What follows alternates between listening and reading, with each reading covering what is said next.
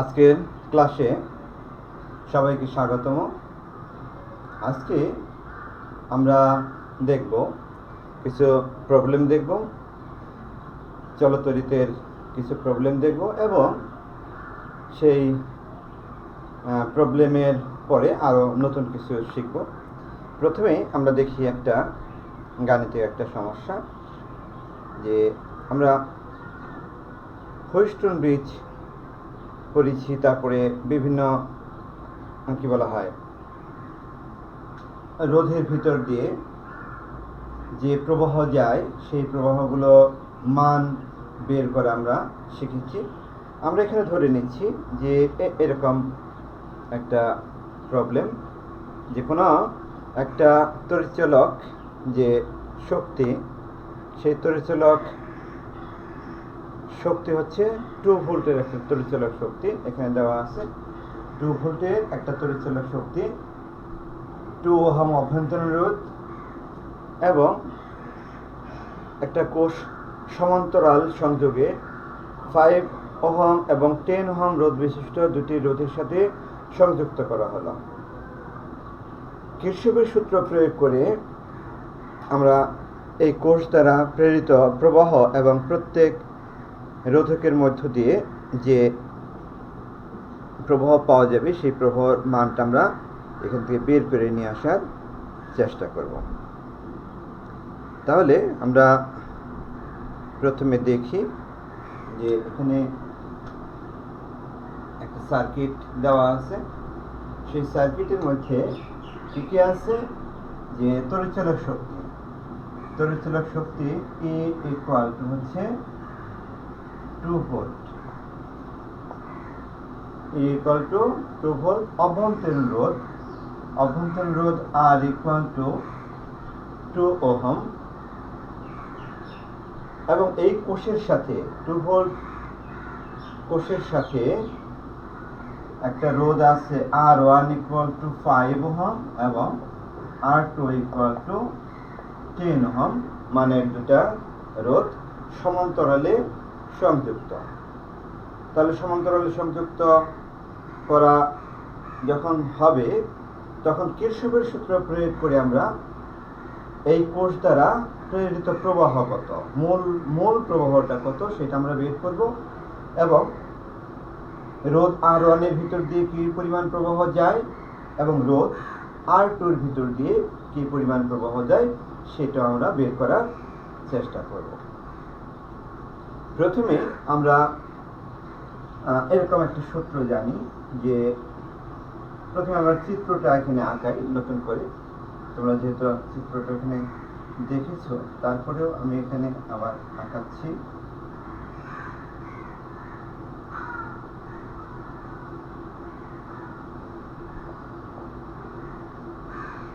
Two volt, এটা 2 ohm ছোট আর এর মান, R1 হচ্ছে 5 ওহম, R2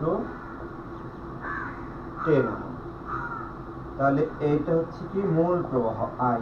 এই মূল প্রবাহ এ বিন্দুতে এসে এদিকে যাবে I1 এবং এদিকে যাবে I2। আবার এখানে এই বি বিন্দুতে প্রবাহগুলো মিলিত হবে, মিলিত হয়ে I প্রবাহ হিসেবে চলবে। আচ্ছা, তাহলে প্রথমে আমরা যেটা করব সেটা হচ্ছে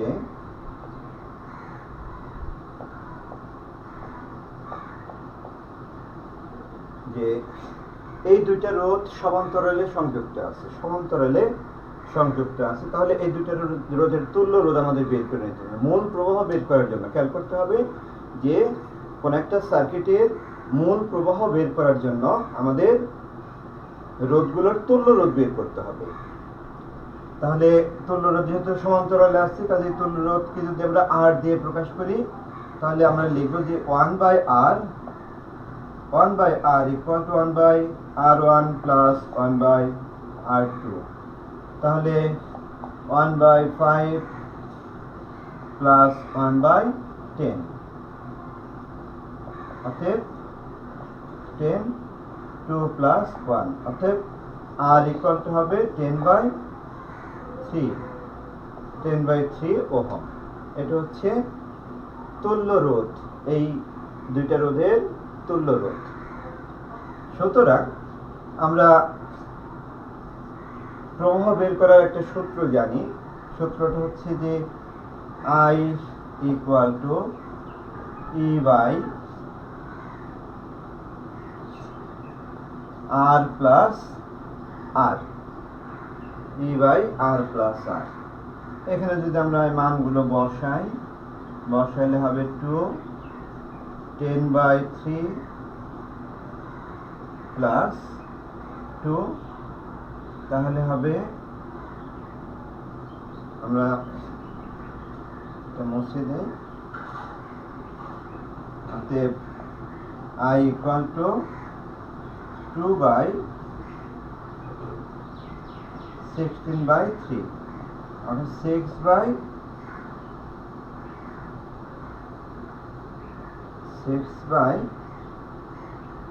6/16 অর্থাৎ 3/8 এম্পিয়ার।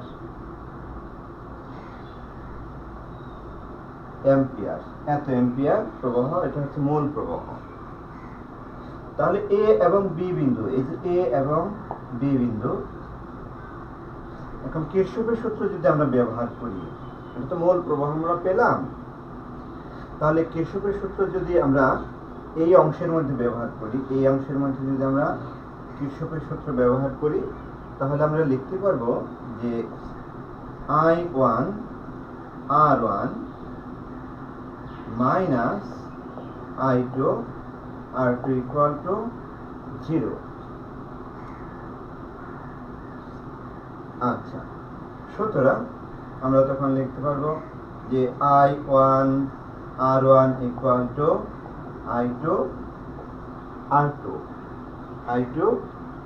R2 এরকম লেখা যাবে। সুতরাং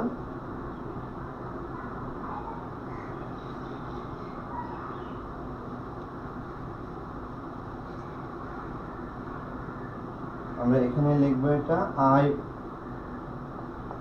I1 by I2 equal two R2 by R1। এটাকে যদি আমরা যোজন করলে হবে এরকম, যোজন করলে পাওয়া যাবে I1 plus I2 by I2 equal to R1 plus R2 by R1। সুতরাং I by I2 equal to R1 plus R2 by R1। অতএব আমরা লিখতে পারি I2 ইকুয়াল টু হবে I R1 by R1 plus R2। এবং এই কিরশফের সূত্র ব্যবহার করে আমরা I1 এর মানটা অনুরূপভাবে বের করতে পারি যে I1 equal to I R2 by R1 plus R2। এই দুটো সূত্র আমরা আগেই জানি, আমরা এখন এটা বসাবো, মানটা বসাবো। তাহলে I2 ইকুয়াল টু হবে কত? I2 ইকুয়াল টু হবে, I এর মান আমরা জানি 3/8, তারপরে R1 এর মান হচ্ছে কত? 5, আর R1 প্লাস R2 হচ্ছে 15। তাহলে 15 কাটা যাবে, 1/8 এম্পিয়ার I1। তাহলে I2, তাহলে I1 কত হবে? I1 ইকুয়াল টু, আমরা মান বসিয়ে দিয়ে করতে পারি, সরাসরি এটা থেকে বিয়োগ করেও আমরা বের করতে পারি। কত হবে? যে 3/8 ইন্টু 10 ইন্টু 15, তাহলে 3 5 15, 5 দুগুণে 10 আর 4 দুগুণে 8, 1/4 এম্পিয়ার। তাহলে আমরা কি পেলাম, I1 ইকুয়াল টু পেলাম 1/4 অ্যাম্পিয়ার এবং I2 ইকুয়াল টু আমরা কত পেলাম 1/8 অ্যাম্পিয়ার, 8 অ্যাম্পিয়ার। এবং মূল প্রবাহ পেলাম I ইকুয়াল টু 3/8 অ্যাম্পিয়ার। এটা হচ্ছে মূল প্রবাহ I1, I2 এবং এটা হচ্ছে মূল প্রবাহ। আশা করি সবাই অঙ্কটা বুঝতে পেরেছো। আমি আবার অঙ্কটা তোমাদের দেখাচ্ছি এরকম। তাহলে আমরা এখানে বের পেলাম কিরশফের সূত্র প্রয়োগ করে প্রেরিত প্রবাহ এবং প্রত্যেক রোধের ভিতর দিয়ে প্রবাহের মান আমরা এই জিনিসটা এখান থেকে বের করে নিয়ে আসলাম। এবার আমরা দেখব যে এই যে একটা সার্কিট, হ্যাঁ, এই সার্কিটে একটা আরেকটা যেমন হুইস্টন ব্রিজের আমরা কিছু অঙ্ক, হুইস্টন ব্রিজটা আমরা থিওরি পড়েছি, হ্যাঁ, এটার আমরা একটা অঙ্ক, একটা প্রবলেম আজকে দেখব। তাহলে সেই প্রবলেমটা আশা করি প্রবলেমটা তোমরা একটু দেখো তোমাদের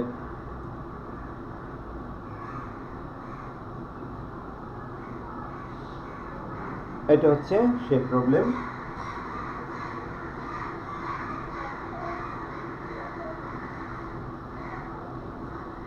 এখানে বলা আছে যে একটা হুইস্টন ব্রিজের চারটা বাহুতে, একটা হুইস্টন ব্রিজের কয়টা বাহু থাকে, এরকম যদি একটা হুইস্টন ব্রিজ হয়,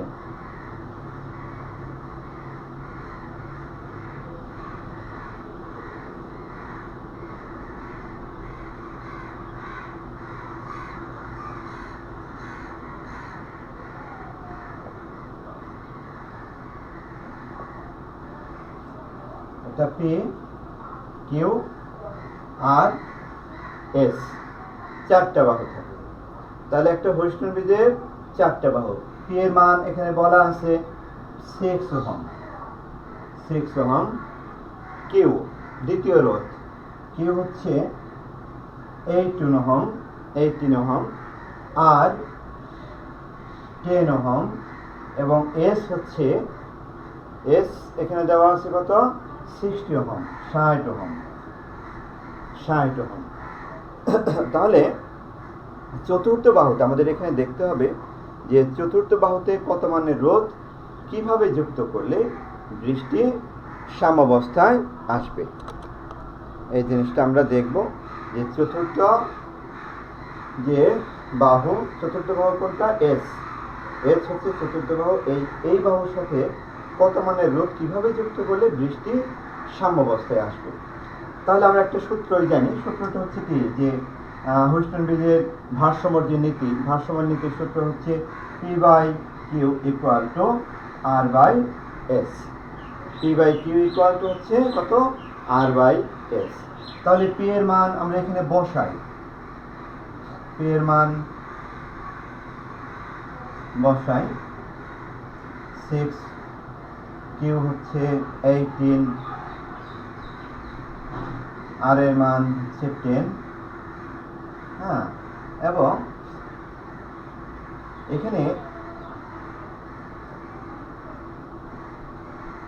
এখানে যে রোধটা দেওয়া আছে হুইস্টন ব্রিজের মধ্যে, যে রোধটা দেওয়া আছে, এই রোধ দিলে এই বৃষ্টি সাম্যাবস্থায় থাকে না, হ্যাঁ, সাম্যাবস্থায় থাকে না, যার ফলে এই চতুর্থ বাহুর এই রোধটাকে আমরা এস দিয়ে প্রকাশ না করে এই রোধটাকে আমরা S1 দিয়ে প্রকাশ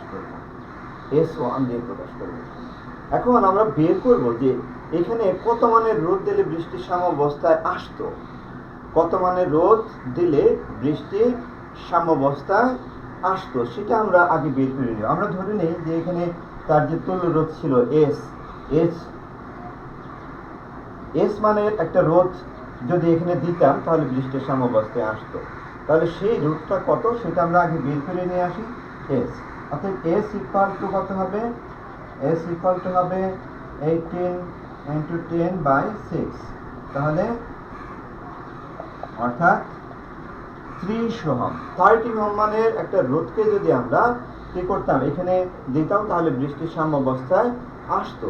কিন্তু এখানে আছে কত? 60 ওহম, 60 ওহম মানের একটা রোধ এখানে আছে, যার ফলে বৃষ্টির সাম্যাবস্থায় আসতেছে না। আমাদের দরকার ছিল কত? 30 ওহম। 30 ওহম আমাদের দরকার ছিল, কিন্তু বেশি আছে। তাহলে আমাদের কি করতে হবে? এখানে বেশি আছে, 60 ওহম আছে, আমাদের এটাকে কমাতে হবে।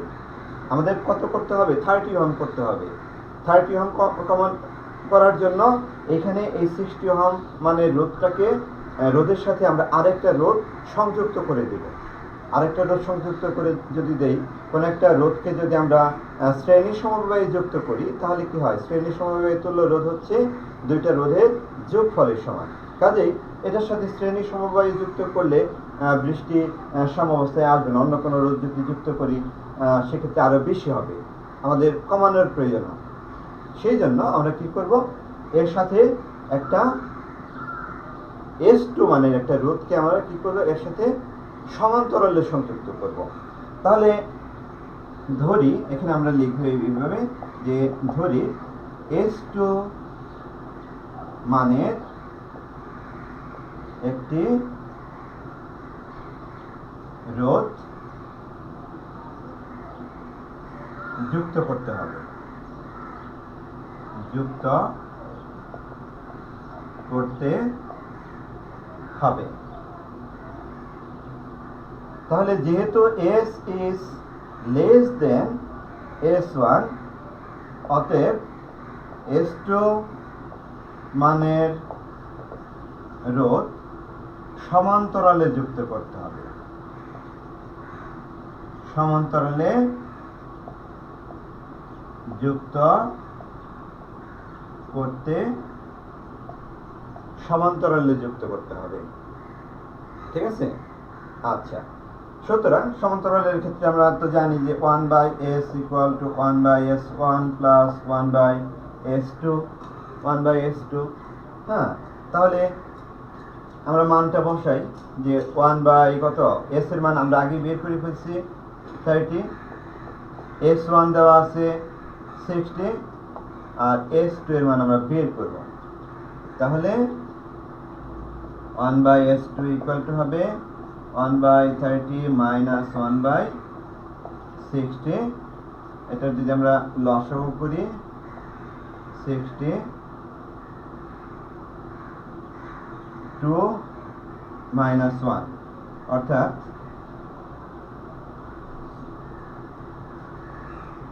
S2 = কত হলো? S2 =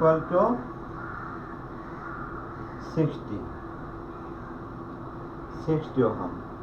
তাহলে 60 ওহম মানের একটি রোধকে আমাদের এই রোধের সাথে কি করতে হবে? সমান্তরালে সংযুক্ত করতে হবে। তাহলে এই রোধটাকে যদি এই রোধের সাথে এইভাবে আমরা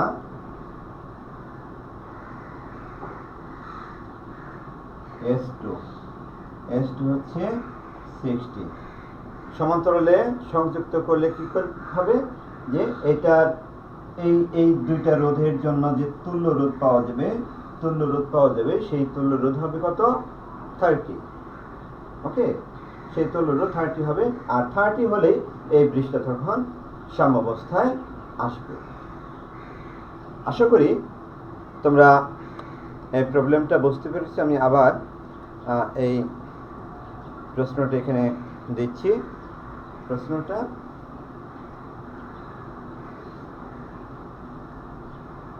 আচ্ছা, এবার আমরা আরেকটা প্রশ্ন দেখি। যেমন একটা গ্যালভানোমিটার, এটা একটা গ্যালভানোমিটার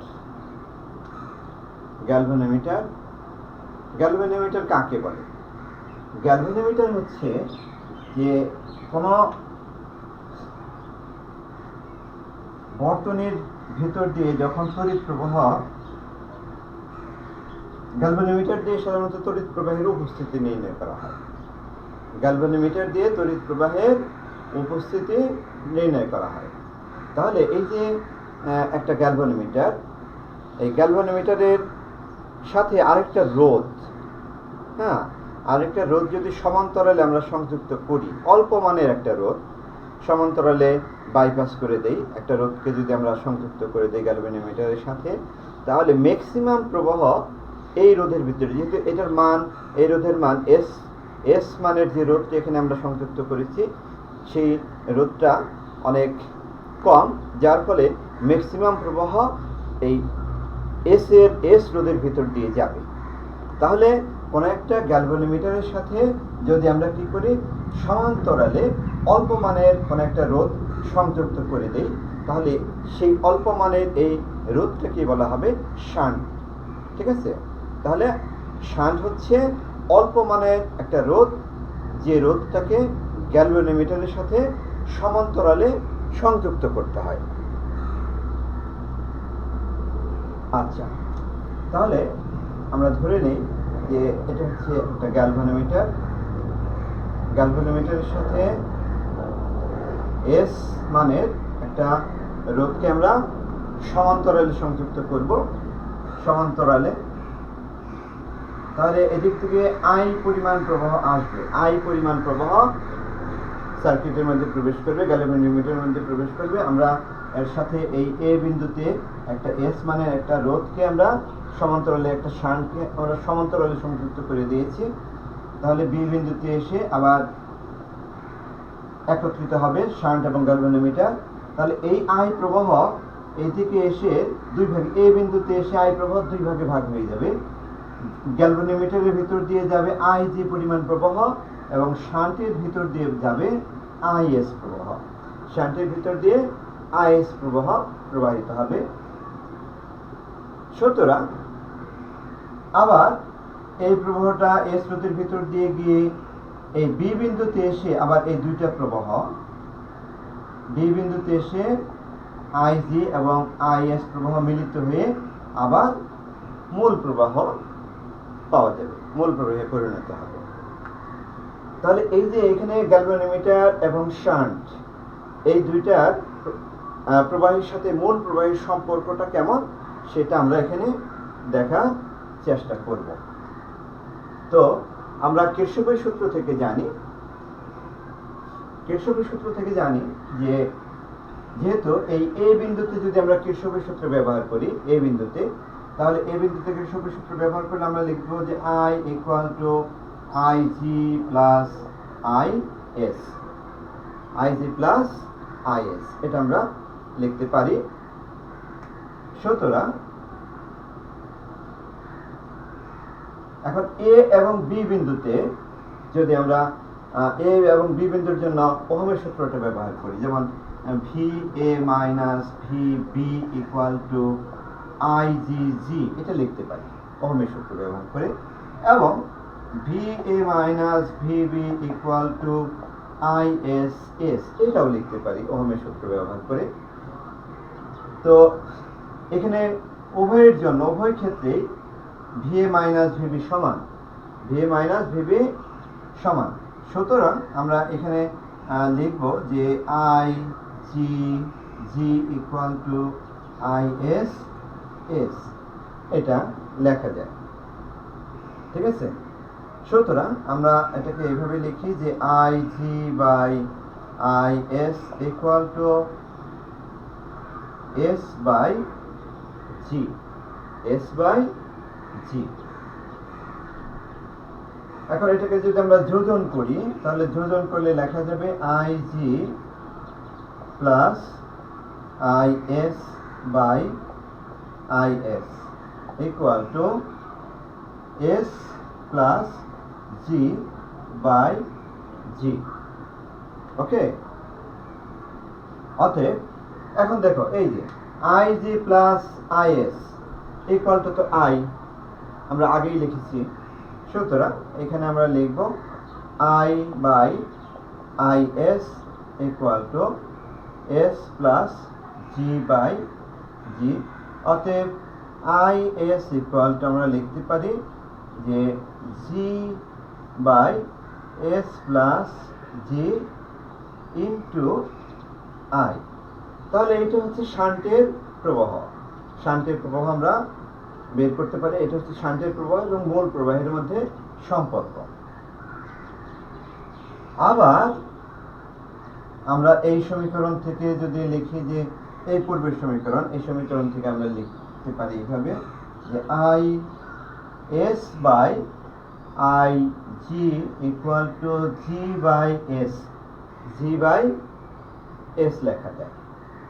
সুতরাং এখানেও যদি আমরা যোজন করি হবে এরকম যে I S plus I G by I G equal to G plus S by S. এখন এটা ইকুয়াল টু তাই মূল প্রবাহ। সুতরাং তখন আমরা লিখব যে I by I G equal to G plus S by S. অতএব আই জি ইকুয়াল টু লেখা যাবে যে S by G plus S into I, G plus S into I. এটা হচ্ছে গ্যালভানোমিটারের প্রবাহের সাথে মূল প্রবাহের সম্পর্ক। গ্যালভানোমিটারের প্রবাহের সাথে মূল প্রবাহের সম্পর্ক আমরা এখান থেকে এইভাবে বের করে নিয়ে আসতে পারি। তাহলে আমরা এতক্ষণ দেখলাম যে শান্টের প্রবাহের সাথে মূল প্রবাহের সম্পর্ক এবং গ্যালভানোমিটারের প্রবাহের সাথে মূল প্রবাহের সম্পর্কটা কেমন হবে। আশা করি সবাই বুঝতে পেরেছো। এখানে একটা জিনিস কমন আছে, খেয়াল করো যে এই S plus I by S plus G, এখানে আবার এখানেও I by S plus G, I by S plus G, এটাকে বলা হয় গুণক। গুণক বলা হয়। আমরা এটাকে কোনো একটা কনস্ট্যান্ট দিয়ে প্রকাশ করতে পারি, কে দিয়ে প্রকাশ করতে পারি, অথবা যে কোনো একটা কনস্ট্যান্ট দিয়ে প্রকাশ করতে পারি। তাহলে এটা হচ্ছে গুণক। এবার আমরা আরেকটা প্রবলেম যদি দেখতে চাই,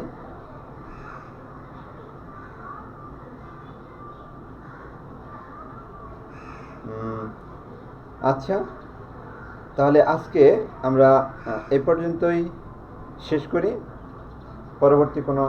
পরবর্তী ক্লাসে আমরা দেখব যে একটা সার্কিট থেকে আরো কিছু প্রবলেম আমরা পরবর্তী ক্লাসে দেখব, যে একটা সার্কিট থেকে কিভাবে কিরশফের সূত্র ব্যবহার করে এবং ওহমের সূত্র ব্যবহার করে আমরা তড়িৎ প্রবাহের মান বের করতে পারি, প্রত্যেকটা রোধের জন্য আনুষঙ্গিক প্রবাহগুলো বের করতে পারি। হ্যাঁ, সেগুলো করার আমরা চেষ্টা করব। আশা করি সবাই আজকের ক্লাসটা বুঝতে পেরেছো। না বুঝে থাকলে আমাকে জানাবে। ধন্যবাদ সকলকে। আল্লাহ হাফেজ।